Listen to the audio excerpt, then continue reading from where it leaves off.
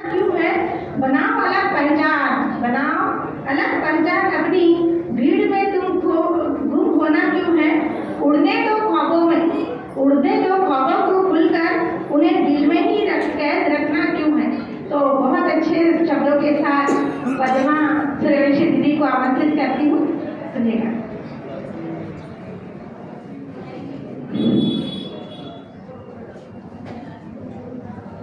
करुणा के सागर तथागत गौतम बुद्ध को नमन करती हूँ।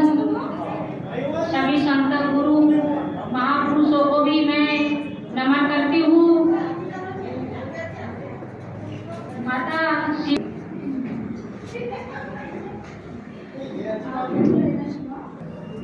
फातिमा शेख जिजाऊ, मैं इनको भी श्रद्धा के सुमन अर्पित करती हूँ। आरक्षण के जनक राजश्री साहू महाराज जी, मैं इनको भी श्रद्धा के समर्पित करने वाले साहब माननीय कांशीराम साहब, मैं इनको भी श्रद्धा के सुमन अर्पित करती हूँ और जय करती हूँ। वहां में आई उनको भी मैं श्रद्धा जय करती हूँ। खिलकरे बहन जी, मैं उनको भी श्रद्धा जय करती हूँ। मासूम करंटी जी, मैं उनको भी श्रद्धा जय करती हूँ। और डोंगरे सर जी, हमारे मार्गदर्शक और सम्मानीय श्रीनिवास बालमाटे सर जी, उनको भी मैं श्रद्धा जय करती हूँ। इसलिए मनाना है कि माता सावित्रीबाई फुले ने संपूर्ण समाज के लिए शिक्षा देने का काम किया था और संपूर्ण समाज को शिक्षा दिया। आज चाहे किसी भी वर्ग की महिला हो, चाहे जनरल की महिला हो, एसटी की हो, एससी की हो, ओबीसी की हो, माइनॉरिटी की हो, तो माता फातिमा शेख और सावित्रीबाई फुले की शिक्षा के द्वारा ही आज शिक्षित हुई है। यदि माता सावित्रीबाई फुले नहीं होती, जिजाऊ नहीं होती, फातिमा शेख नहीं होते, तो हम लोग शिक्षित नहीं होते और महात्मा ज्योतिराव फुले भी नहीं होते, तो शायद डॉक्टर बाबा साहब अम्बेडकर भी शिक्षित नहीं होते और भारत का संविधान भी नहीं लिख पाते।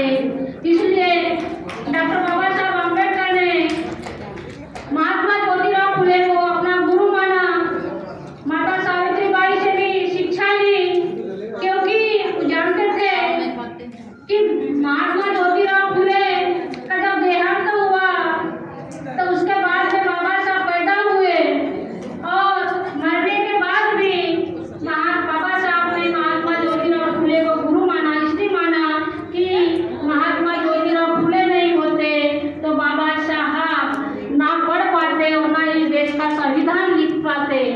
तो साथियों, हमारे देश में आज हम जो कुर्सी पर बैठे हैं और मान सम्मान से जी रहे हैं, ऐसे हमारे देश के 110 महापुरुष हुए हैं जिन्होंने संघर्ष करके उनके बलिदान की वजह से हम पढ़ लिख कर आज सामने बैठे हैं और मान सम्मान जो मिल रहा है ये महापुरुषों के संघर्ष की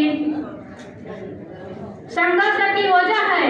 किंतु साथियों, मैं बताना चाहूंगी, ज्यादा समय आपका नहीं लूंगी, क्योंकि जब महापुरुषों ने संघर्ष किया है तो उन महापुरुषों के संघर्ष के कारण को मान सम्मान, कपड़ा, मकान, रोटी सब मिल रहा है। किंतु हम उन महापुरुषों के संघर्षों को बचाने के लिए हम क्या कर रहे हैं, ये प्रश्नवाचक चिन्ह है आप लोगों के सामने। क्योंकि एसटी का व्यक्ति बाबा साहब को स्वीकार नहीं करता, ओबीसी का व्यक्ति बाबा साहब को स्वीकार नहीं करता, क्योंकि जब तक एसटी का व्यक्ति बाबा साहब को स्वीकार नहीं करेगा, ओबीसी का व्यक्ति बाबा साहब को स्वीकार नहीं करेगा और जब तक इन महा के कारवां काम नहीं करेंगे और उस कारवां को आगे नहीं बढ़ाएंगे, तब तक महापुरुषों की विचारधारा जन जन तक नहीं पहुंच पाएगी। साथियों, हम ये भी कहना चाहेंगे कि वर्तमान में वक्त बहुत बुरा है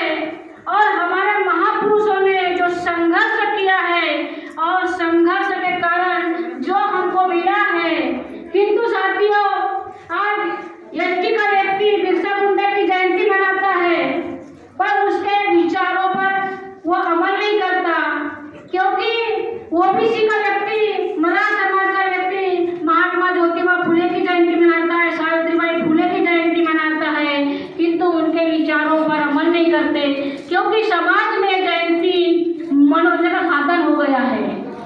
उनके विचारों पर अमल करने की जयंती नहीं मनाई जाती। जयंती इसलिए